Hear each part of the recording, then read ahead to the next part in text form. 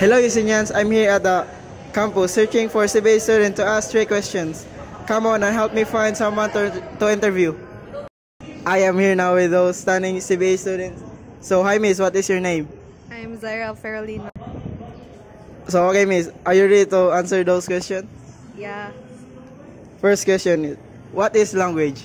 So, language is our like the way how we express our daily thoughts, like mga pwede na ba?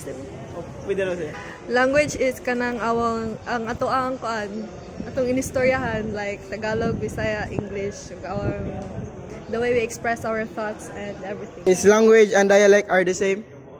For me, no, because language is kanang general daw siya. Then, and dialect is, for example, like there is sa Philippines, sa Luzon or sa Visayas, they use Tagalog, while sa Mindanao, they use Visayas. So, yeah, difference, yeah. What is the difference between language and communication?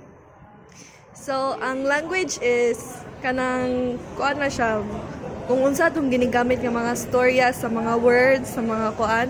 Ang communication is kanang mag-involve siya 2 person or more nga mag-storya sila o kuan. Tinaryahan na sila to communicate each other. Okay, thank you, Miss.